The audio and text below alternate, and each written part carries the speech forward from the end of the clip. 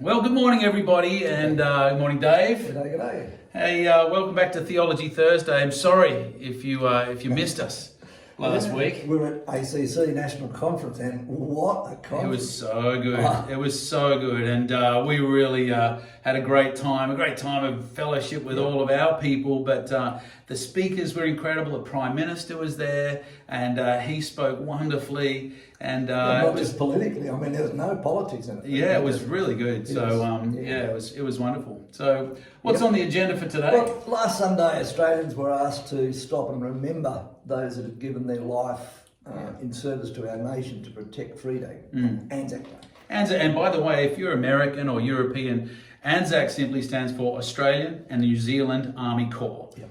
So I said last Sunday that I couldn't help but wonder what the world would have looked like today if the result of World War II had gone the other way, if Hitler had won the war. Yeah. In fact, I think there's a Netflix show, maybe not Netflix, it's on one of them, Stan or Prime or whatever, I believe, and the whole series, that's the synopsis of it. Oh, wow. Hitler won the war, and so this is what the world would look like. It's amazing, really, because the Germans and its allies actually should have won the war. And there were two major decisions and events that probably determined the outcome. One was Dunkirk, and the absolutely unfathomable command that Hitler gave to stop his army.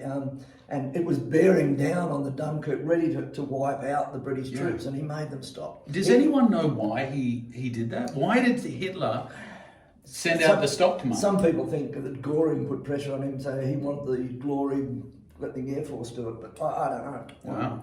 Thank God he did. If he hadn't done that, the war would have really been over for Britain, but instead, Churchill's attempt to rescue 30,000 troops saw him bring home 350,000. Yeah, more than 10 times that amount. Britain was able to continue. It was amazing. Great movie too, by the way, Dunkirk. If you haven't seen it, it's an incredible rescue attempt. Yeah. They got solicited fishermen and also anybody that had something that could float.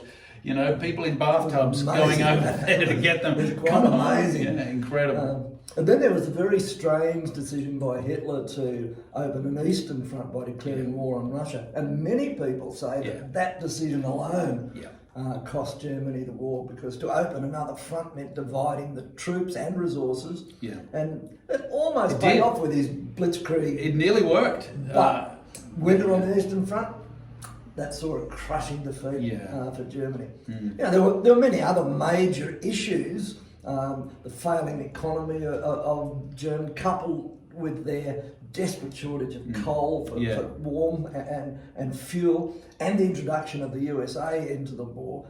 And there were many significant battles, obviously, that was fought. But ultimately, though, I think we have to wonder if there was some form of divine intervention to manufacture the eventual outcome. I think so. I mean, the story you told in church on Sunday was astonishing. I actually never heard of that one before. Astounding, isn't it? Yeah, where there was an empty field and the Germans were pressing in and they started shooting randomly at this empty field, and the Allies that were trying to defend the local village were wondering, why are the Germans shooting at nothing? Turns out when it was all over and they ran, they gave stories about people white guys on white uniforms, white horses, and their bullets were having no effect on these people. Clearly angels and Jesus. And especially their leader. I love that. Yeah. They described the leader as having a sword in his right hand and his left hand on the right. Just so, you know, in my mind, I think, you know, definitely the war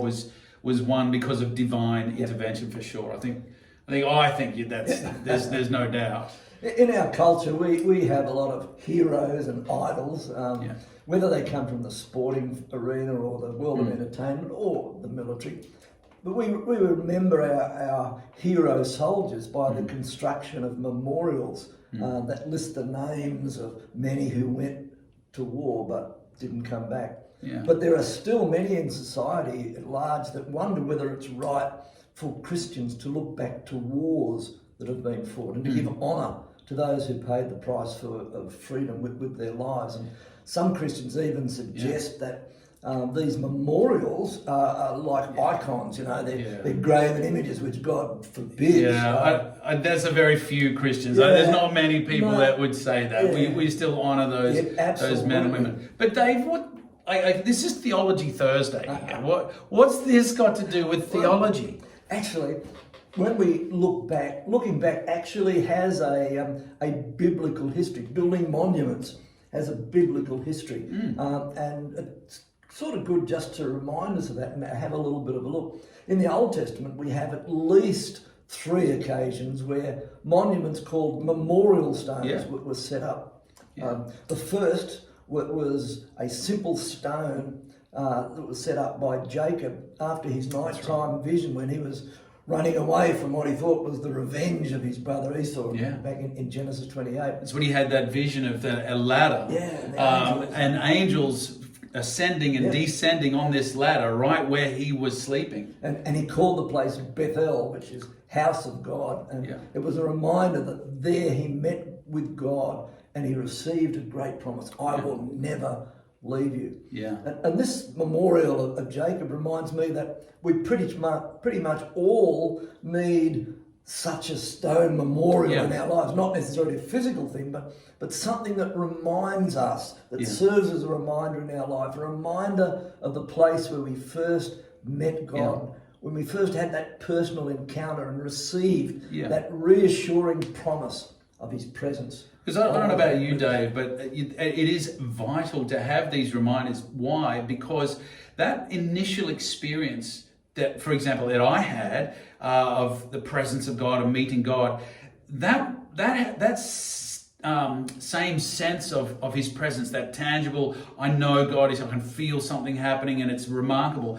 That's not been my experience every day ever since. That's right. Sometimes, like Jesus on the cross saying, Father, why have you abandoned me? And, there are times in my life where I've thought, is God, are you even there? Hello? And it's good to be able to look back at that stone of memorial, if you like. And, for me, it's the memory of that day that I had that experience that was undeniable and inescapable. I knew that I knew. It's the assurance of his presence always being. Yeah, exactly. So you have this experience. He says, I will never leave you. So now I have to believe that by faith.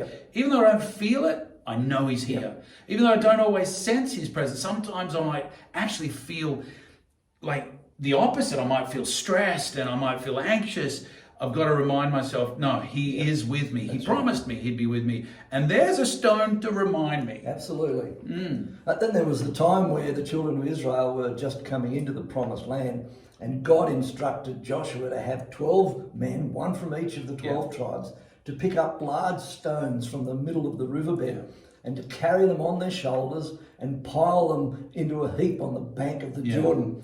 And in Joshua chapter 4, it says this, God was speaking, he said, in the future when your descendants ask their fathers, what do these stones mean? Tell them Israel crossed the Jordan on dry ground.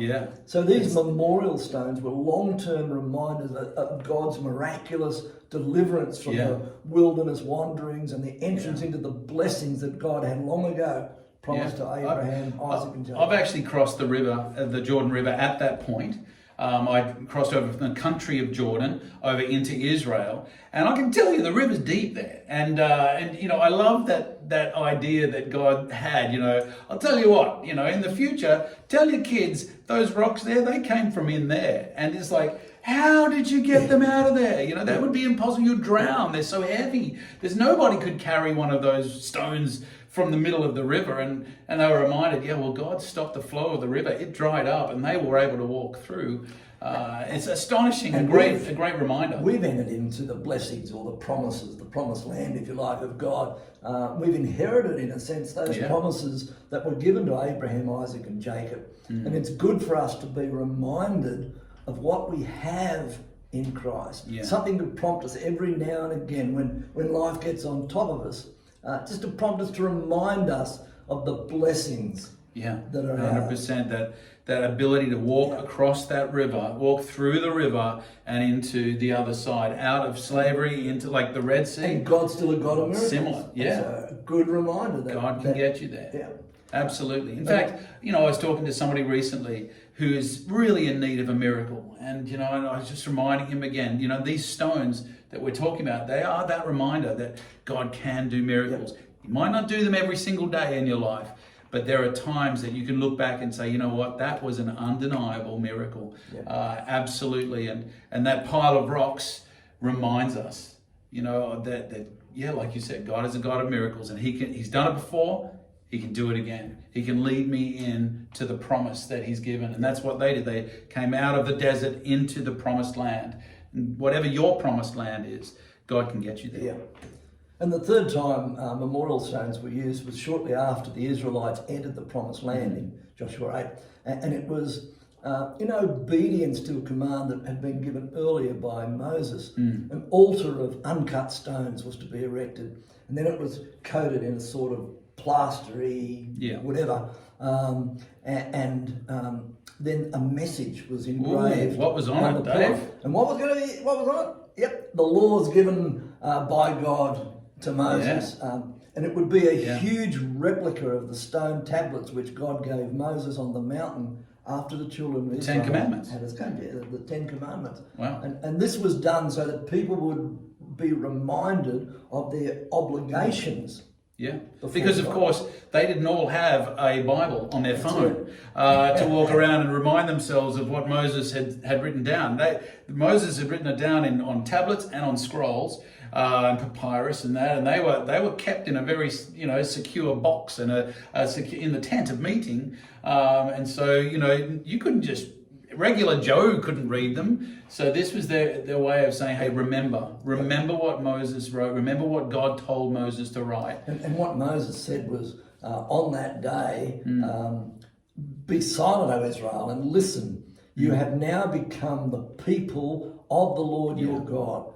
Obey the Lord your God and follow His commands and decrees that I give you today. That's out of Deuteronomy 27. So this set of memorial stones remained for the purpose of reminding the people that they belonged to God and that they had made a vow to obey His decrees. And you know what? They needed that because in that land, in Canaan, it became very apparent very quickly that there were many different gods. Many different options, and they all had all of these pagan gods. And in fact, the gods of Canaan were the behavior of the people that they thought their gods wanted were far worse than the Egyptians, far worse than the Hittites, far worse than the Babylonians. These guys went to a whole new level. They were the ones. The others didn't sacrifice children, for example. The Canaanites sometimes did. They had all sorts of sexual rituals that the others didn't have, no other country had, but these guys,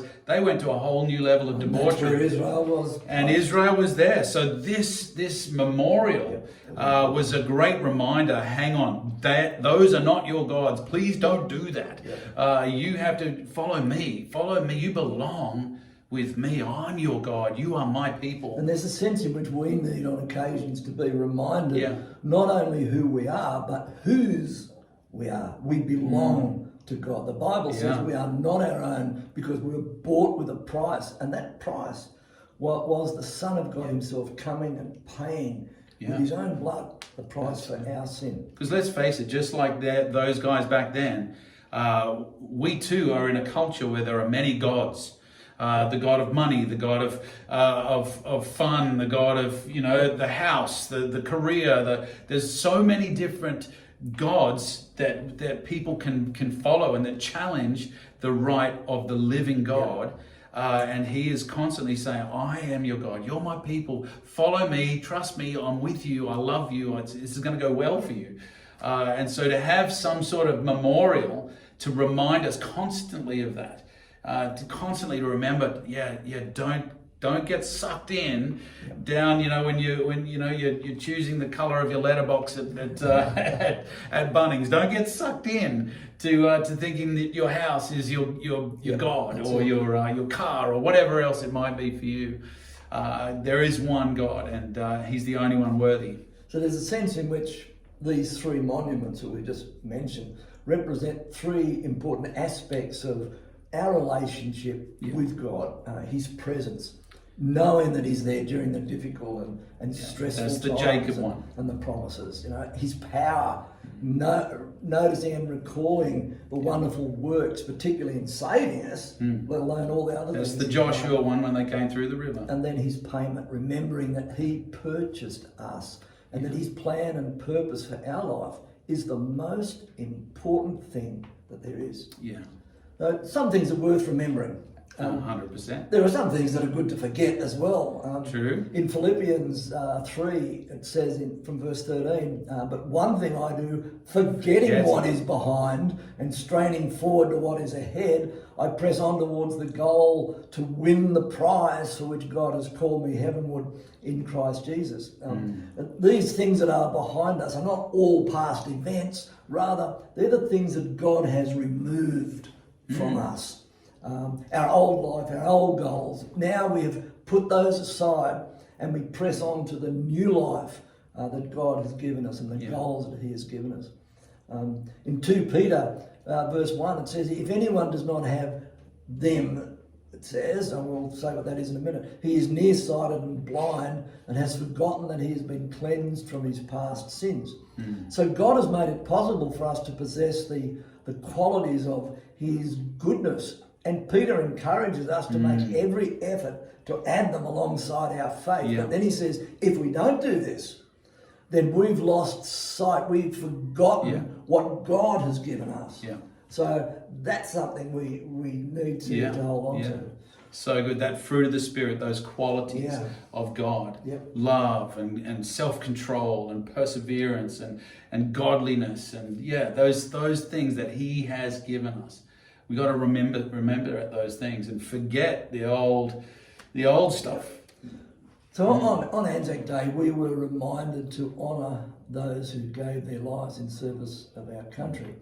But I guess the key to Anzac Day is not just remembering, but honouring those who have paid the price. And that same principle applies to us.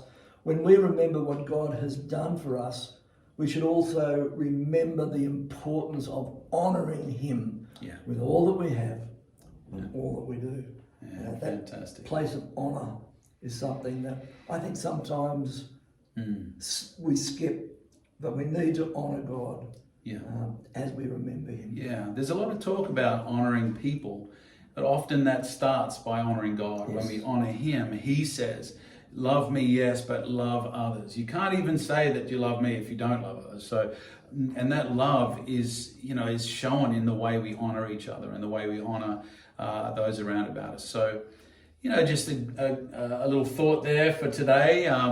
Memorials, the theology of memorials, and it's a good time of year to remember those things and to honour God for all the things He has brought into our lives. Because even though they're not there, we don't experience the tangibility of them necessarily, or that intensity of them, I should say, every single day. They are always there. Absolutely. And we're always under the effects of the things God has done. So God bless you. Have an amazing week. And we'll see you next Theology Thursday. God bless you.